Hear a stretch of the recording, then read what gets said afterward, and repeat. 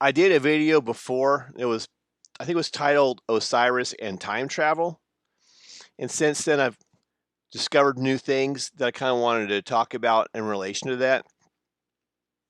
But briefly, to kind of recap what that video was about, was I started watching movies. They put like truth in plain sight and whatnot. So I started noticing a pattern in time travel movies where you start seeing things like an Oedipus type of relationship with a son and a mother. And so I started thinking, that kind of reminds me of the Osiris mythology. And I know they're really big on Osiris, so I think thought to myself, well, there must be some connection there. Like, for example, in Bill and Ted's Excellent Adventure, I think it's Bill. I think Bill's the is that it? Bill's the blonde one, and I think Ted is played by Keanu Reeves, if I remember right. But Bill's father remarried a really young, hot woman to be his wife. So she kind of like became Bill's mother, and they had a joke in the movie where, um, and she was only like a couple years older than them, so they had a joke about how they wanted to do the mother, um, and so that kind of reminded me, like for example, of the Back to the Future movies with Michael J. Fox, where he went back to the future and his mother had the hots for him, and so you had that similar pattern there. And there's other movies like that. But if you, as far as I know, if in most movies, if you look back far enough, you're going to start seeing patterns like that, um, or look deep enough, I guess you should say. I could be wrong, so right or wrong, it's just food for thought. So don't have a cow over it. But anyway, um, that so it would help, I think, to talk a little bit about the Osiris legend. So in the Osiris legend, um, Osiris and Isis were a couple, and Set wanted to be with Isis, so he had to get rid of Osiris. So what Set did was trick him into like entering into a coffin sort of thing, like a big box. I guess he wanted him to think inside the box. So he put Osiris in the box, tricked him in there, and then they trapped him shut and basically poured lead in there and stuff, and it basically killed him. And they put the box down the river. Osiris was like, "Hey, where's my husband?" So she went around looking everywhere for him, and then somehow she found him in a tree or something, and then like they got him out, and somehow his body parts ended up being spread through different parts of Egypt or something. So she had to go out and collect all the body parts, but the one part she couldn't retrieve was his phallus, which ended up being eaten by fish. I'm sure there's some kind of metaphor there, but I'm just not going to go there. But any event, though, so she ended up somehow like, oh, she made a phallus out of gold for him, and then she ended up, um, I guess, in some kind of necrophilia, right? And then from there, she got pregnant with Horus, and then Horus grew up, and then Horus became her husband. So, but I guess Horus is really sort of like Osiris, like a different form of him or something.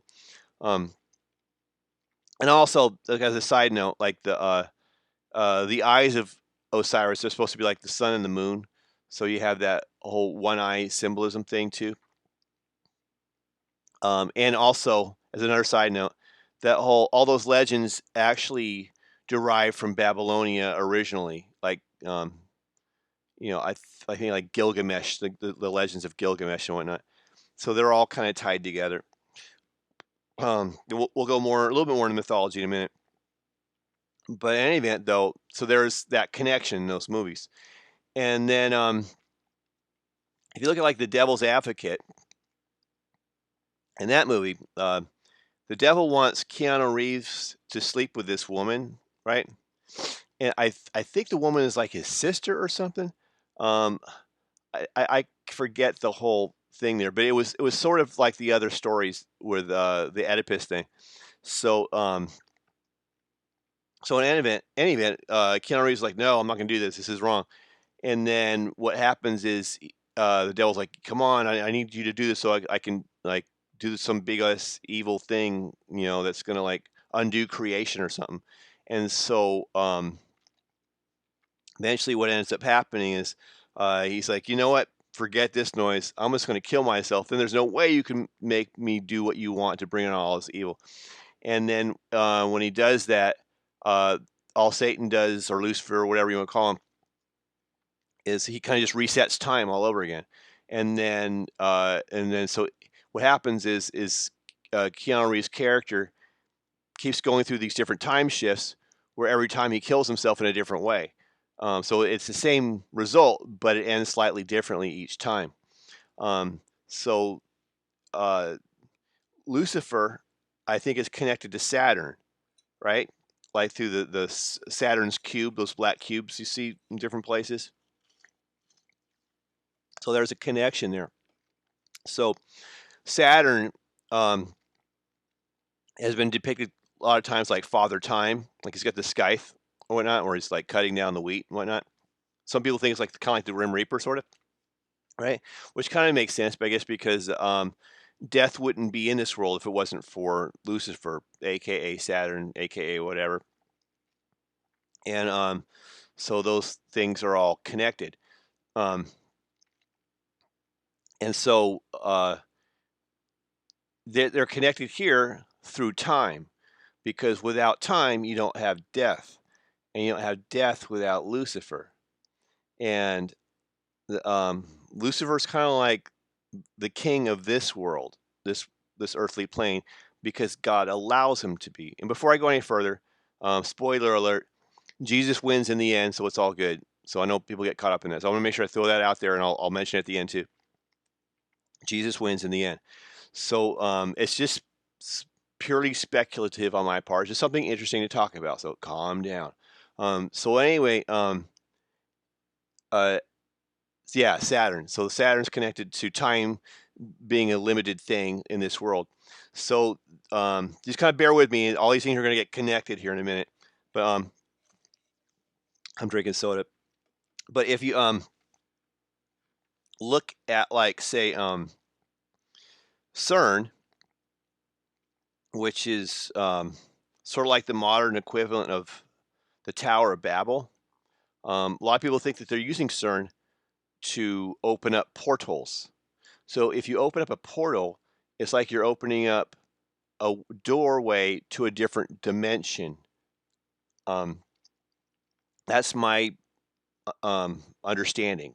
And I'm not like a rocket scientist or anything, so I don't have any in-depth knowledge on any of this stuff. It's just according to what I've read so far, that's my understanding. And if you look at, like, the Tower of Babel, they were doing the same thing. They're trying to they're using Nimrod was trying to build the Tower of Babel to get to heaven. So if you think about it, and a lot of people link the two things between Tower of Babel and CERN, which I do as well. And with the Tower of Babel, he was basically trying to use that structure as a means to reach heaven, aka that dimension, if you will. Now, God exists outside of time. Like, time works differently for him. Unlike in our world where there is death, you have to have time. That time is an integral part of this dimension, if you will. So the point I'm trying to make, one of them at least, is that for an earthly portal via, or bridge, maybe just call it a bridge. That might be an easier metaphor for what he was trying to do. Kind of like Bifrost from Vikings and all that. So, like, let's say Nimrod was trying to build a bridge, if you will, from this dimension to the dimension of heaven. In order to do that, I suppose he'd have to create a quote-unquote portal, which means, I think it means like a window or doorway or something. Like port, you're at a port, like or something. But in order to do that, though, he would have to cross into a dimension without time. So that would involve time travel to some degree. So any kind of portal from this dimension to hell or heaven or whatever, where time doesn't exist, at least that's been my understanding. The other people I've talked to on the subject, they all say that God, etc., is in a dimension without time. So if you're traveling from a dimension with time to a dimension without time, that would have to involve time travel in some sense or another of that word, in my opinion. So that leads me back to CERN. So if the two things are connected and they were trying to build a bridge, aka portal or highway or whatever you want to call it, from one dimension to the other dimension of the spiritual realm, then that would involve time travel. So either directly or as a byproduct of said travel, my assumption is that time travel would be involved somehow. And then, which kind of corroborates what I saw in the movie The Devil's Advocate. So that brings me back to CERN. And I've heard other people talk about the Mandela effect. And I don't want to get caught all up in the Mandela effect. So I'm not trying to like cut in on someone else's parade or anything, but I'm not saying the Mandela effect is accurate. I'm not saying the Mandela effect is inaccurate. I'm not saying I have an open mind. And so I talk to people that I respect who are into that. They fully believe in the Mandela effect, and I respect them. So I have to assume that it's highly possible it might be accurate.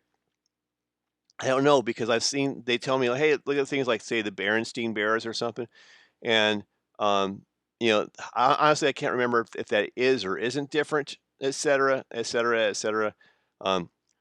But according to the Mandela effect, at least on I was looking at Susso's channel, as Susso.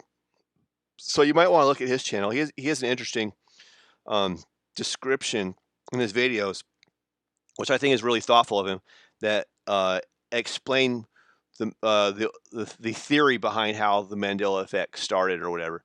And in his assessment, what he basically says is that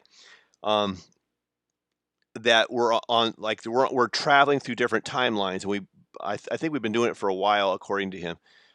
If I'm getting that wrong, I apologize, Suso. But so we're traveling through different timelines, and so when that happens, some people notice the changes that they get put into an alternate timeline. Now, that's what Suso said. Now, beyond that, I've talked to other people in that community, and my assessment of what they're saying is basically this. So forgive me, anybody who's in that thing, into the Mandela effect, if I'm getting this wrong, but this is my take on how I've received this information from people talking about it, is that their view is, in general, I put they collectively, so I don't know, maybe there might be differences of opinion, but in general, the way they look at it, you probably have to talk to someone who knows more about it than I do to get it more specific, but is that when people switch timelines, if you will, that some people are sensitive to that effect and other people are insensitive to it. So I think as some people, it leads them to a feeling of elitism or something, which I think is just insanely ridiculous. Because none of us in any of this truther stuff, like whether it be flat Earth or whatever. And I know someone who's really anti-flat Earth, and that's cool. I respect their opinion too. And there's other things I want to talk to that person about respectfully and appreciating them. But I don't want to digress here. But basically, none of us are elitists. We're all trying to figure this thing out. So if you were an elitist, you wouldn't be here on doing this stuff on YouTube. You'd be like hanging out with the Rothschilds somewhere, or above that or whatever. So if you're a truther into Bill Cooper stuff or just flat Earth or mud flood or whatever the thing is that you're into, or NASA and et cetera, or just the plain fact that they're trying to attack Christianity and whatnot. I mean, wherever you're at, fine. That's the other thing is people are just becoming way too disrespectful to each other if they do or don't believe a certain way. And I hate to digress, but since I'm there, if you think there's a flat Earth or you think there's not flat Earth, I'm not talking to anyone in specific. I mean, I'm just running across the board. It's okay to disagree with people. I think that's fine. If you agree or don't agree, even if you're passionate about it, that's cool too. But I just wish that we would learn to communicate with each other, all of us, in a way that is civil. David, to me, that's like a huge problem with YouTube. Is like a lot of incivility. If like it's not okay to disagree with somebody, and I respect everybody's opinions. So whatever your views are on all this stuff, I can appreciate where you're coming from, whoever you are, who's ever listening to this, because I talk to all kinds of people that have all kinds of different opinions on all this stuff, and for me, I'm cool with that. I wish more people would be cool with it, like eventually all will be revealed anyway, so it's all good. I completely lost my train of thought. But anyway, let's talk about Mandela. So the Mandela effect, they think it's like elitist. So some people are like, get way caught up in I see the Mandela effect and you don't. So get out of the Hamptons, and it's oh Lovey, get these people out of our country club, so I don't buy that. Like I think that if you do or you don't see it, that's fine. I don't see that as an elitist thing. It's just, if anything, assuming that that viewpoint is accurate, there's someone's just less sensitive to it. So calm down. But any event though, the viewpoint, one of the theories is that some people just don't see it because they're not sensitive to it or whatever. They don't have the quote unquote gift, or they're not special or whatever. And if I sound disparaging, I don't mean to be, because it's just a few people who look at it that way. Most people are super cool. It's like, if you don't see it, whatever, that's fine, but there are a few that are different, and you get that in any kind of community. But in any event, I have a theory. I'm just going to put it out there. To my knowledge, I'm the only person who's brought this up. Is that, what if, let's just assume the Mandela effect is true. Let's just go there, right? And that's the way I look at it. Like, just look at anytime people present stuff to me now, I try to keep an open mind and just think of it objectively and try to think, well, in case it is true, let's think about that. I remember one time I was I was reading about a study where there were a group of people who were doing a scientific experiment with string and weights, and what they had there's like 4 or 5 groups with varying weights on their string, and what the results showed was that that if you had the string like a pendulum, it would swing a set number of times regardless of how much weight was on the string. And so that scientifically that should not vary. That should be a constant. So the weight on the string should not affect the number of times the string swings back and forth. It should be the length of the string that determines the number of oscillations. So there was one group who put on a lot of weight on the string, and that string, on their experiment, they found that more weight did indeed affect the number of oscillations of the string going back and forth. And so most people I was speaking to assumed that they had done the experiment inaccurately, and that there was something wrong with that group that came up with a different result. Instead, though, of me just assuming, like everybody else, that they had done something wrong, that maybe they had done something right, but I just hadn't figured out what it was yet. I thought about it. I said to myself, you know what? I bet the weight is stretching the string, making it longer. So the same rule applies, is just that people don't realize that what's happening is the string is stretching from the weight. And sure enough, that was the case. I'm not trying to pat myself on the back or anything like that. Just simply showing that sometimes, there are answers to things beyond, what you first look at on the surface of things. So, that being said, let's just go there. Let's assume that instead of that they've got the experiment wrong, let's assume for their sake, and I don't know what right or wrong, left or right, that the Mandela effect is accurate. So I started talking to people about it. I was curious to see what they had to say about it.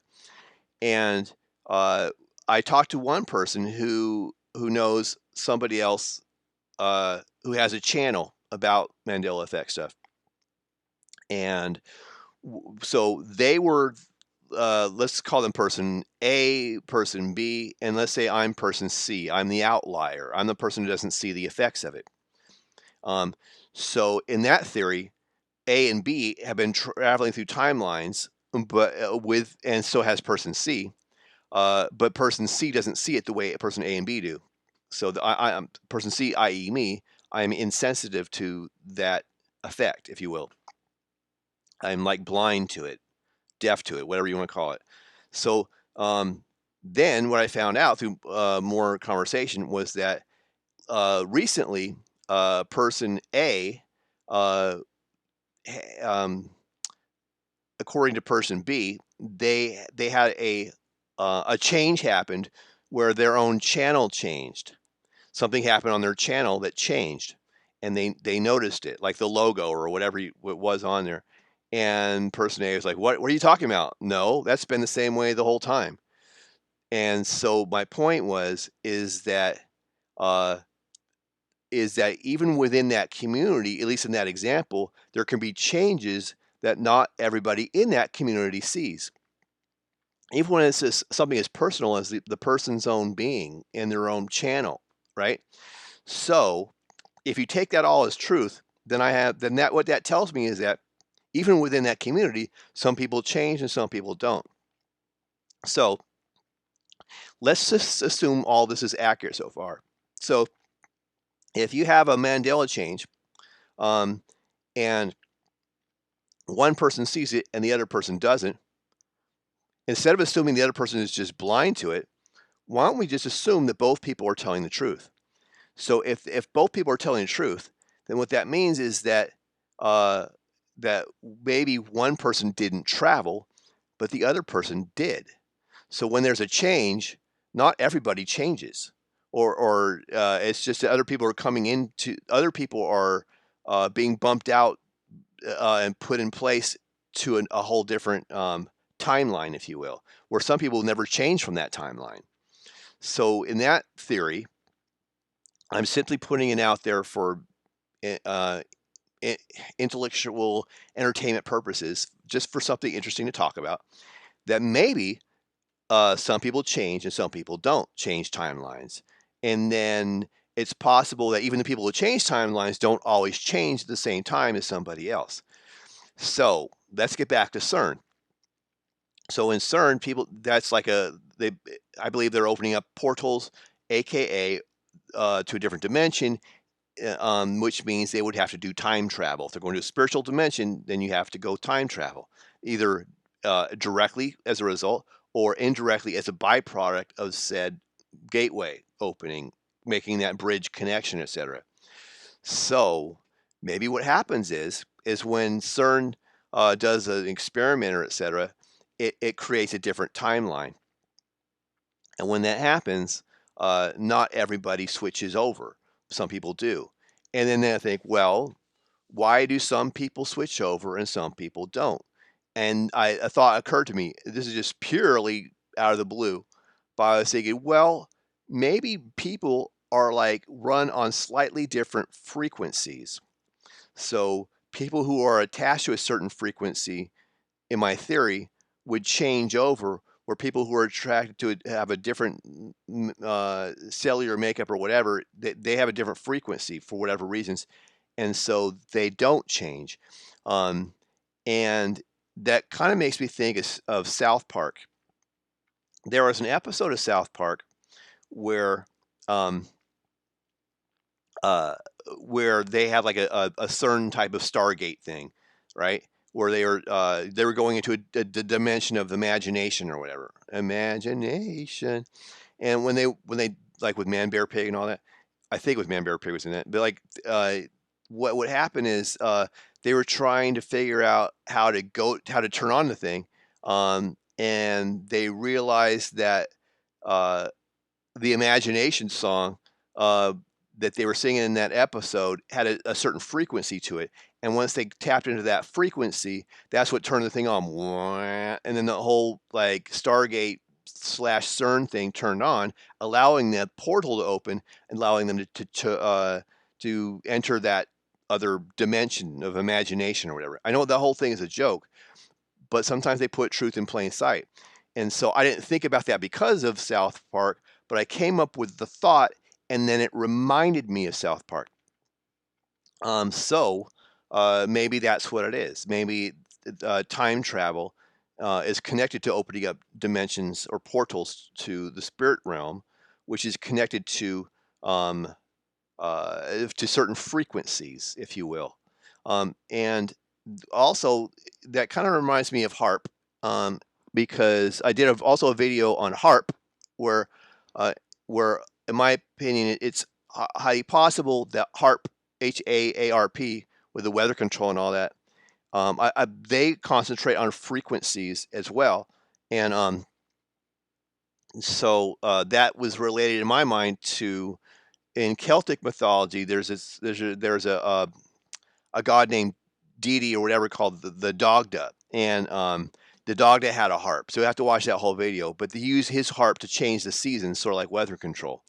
Um, so and then we went into a little bit about frequencies and Pythagoras, how he came up with a theory of what makes notes mathematically come out. Like, say, for example, you have a string, it produces a pitch. If you cut that string in half, it's going to have an octave higher pitch because the string's smaller. And how Plato and whatnot, they talked about the effects of music on controlling people. Like, you want a happy song to make people happy, sad song to make people sad, etc. And that to some extent, music can be used to control the masses, if you will, or those frequencies. And I think there are frequencies that they will be used to, like, say, mind to skull. I talked to Mark brought this up to me. How like it would they can use frequencies to get inside our brains and send us messages like schizophrenic style that aren't really there, but that we'll hear it. And I think Mark was talking about how that's probably connected to like Project Bluebeam, etc. Um, but nonetheless, frequencies. There you go. So I think that all those things might be kind of connected. And then there's also like the ancients, like in Greece and whatnot.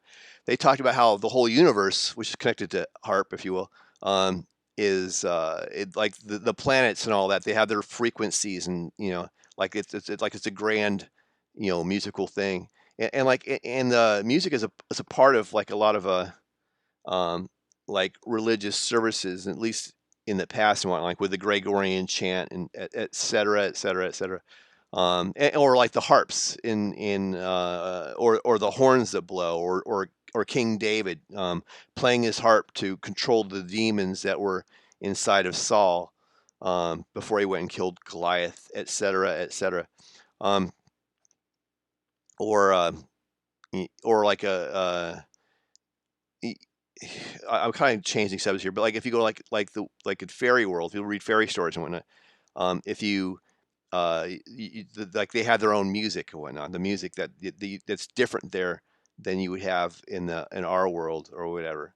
And a matter of fact, talking about dimensions, since we're on the subject, if you go into the fairy world, you could be at what there seems like a day, but like when you get out, you realize 1,000 years has gone by or something. So all that stuff is kind of oddly connected, if you will.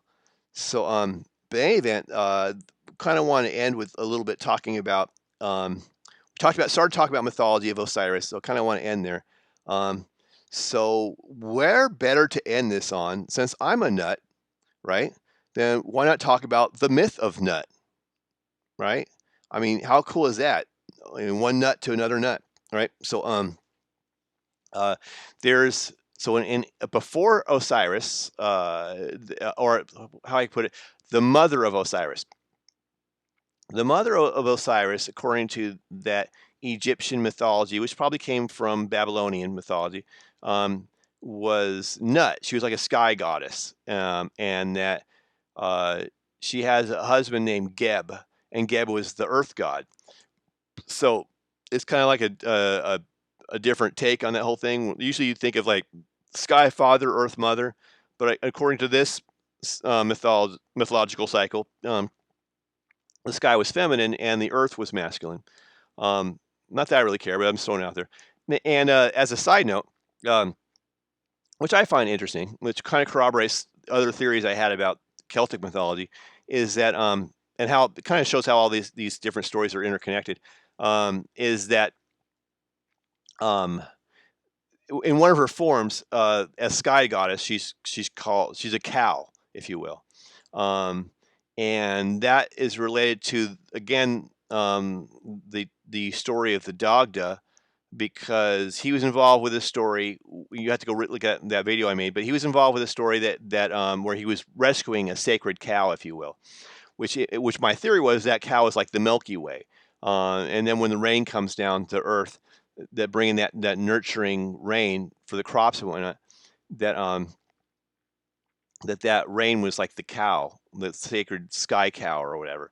But in any event, so Nut can be depicted as a cow, and so she's the mother of Osiris. So let's talk to you about the myth of Nut and Ra, or if you want, raw nut, like raw nuts. Get it? Waka waka, raw nuts. So Ra, the sun god, was the second to rule the world according to the reign of the gods. I'm reading this from Wikipedia. Ra was a strong ruler, but he feared anyone taking his throne. When he discovered that Nut was to have children, he was furious, and he decreed, Nut shall not give birth any day of the year. At that time, the year was only 360 days. So Nut spoke to Thoth, which is kind of like Mercury or Hermes or something, the god of wisdom and magic, and he had a plan. Thoth gambled with, I'm probably going to butcher this, Khonsu, the god of the moon, whose light rivaled that of Ra's. Every time Khonsu lost, he had to give Thoth some of his moonlight. So Khonsu lost so many times that Thoth had enough moonlight to make 5 extra days. Since these days were not part of the year, Nut could have her children, and that's how she gave birth to Osiris. So I actually learned about that. How I stumbled on that was I was talking to Rapture Ready, and they turned me on to William Cooper's the Babylon series that he had done as like a radio series back in the 90s. I guess now they're kind of like podcasts, sort of. But in any event, that's how I learned about all that stuff, was from Bill Cooper, which I just like got to go through that whole series now. It's just like amazing how much is in it. But in any event, though, so there was 360 days in the year, but Nut was given 5 extra days to give birth to Osiris, which means that those are 5 days outside of time, aka time travel, which kind of corroborates my early thesis that Osiris was connected to time travel in all these movies. That mythology is connected somehow to what they're doing. And if you go back to, like, say, the Devil's Advocate movie, where he keeps switching these timelines, then perhaps what the devil is doing, and again, let me reiterate, like I said before, Jesus wins in the end. Spoiler alert, Jesus wins in the end. Okay, so we got that out of the way. So what he's probably trying to do is, as a theory of mine, as he's trying to try out these different timelines, he keeps switching through them like he's switching radio dials to try to find one that's going to give him the result he wants. And so that might have something to do with the dimensional theories of travel and letting these other creatures in from hell, etc., at the end. But there you go. So yeah. So I think I've gone just about over. Oh, one last thing I want to talk about, just kind of as a side note. is in my video about harp, I mentioned the Daghda, which is from Celtic mythology. Well, what's interesting about that is that the Daghda also, as well, uh, held the sun to stand still, which means like solstice or something. So he did that in order to allow time for an affair that he had had with the goddess to to give birth to Angus, I believe it is. It was an illicit affair that the Daghda had, and so there's also that symbolism of stopping time for a birth, if you will. What's interesting about that? So those again, that goes connected to the whole harp HAARP thing. I made a video about it if you want to go back and look at it. But so that means maybe the Daghda is connected also to these Egyptian legends somehow, and their time travel or time standing still with the solstice, and so that he was connected with Bruna Boann in Newgrange.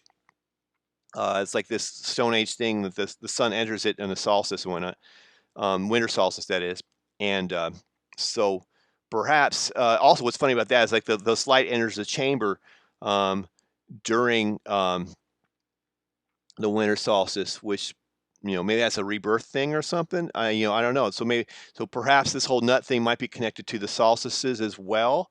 I know there's sun worshipers all up in there for as I mean, all this stuff gets so deep. It's hard to just kind of give a brushstroke to everything. But with that whole nut theory of the 5 extra days being added on there to make it 365 days in a year. Any event, though, that in a nutshell, get it? In a nutshell, waka waka, because we're talking about nut. I'm a nut, and we're wrapping this up as I'm putting it all in a nutshell. Wrap it up.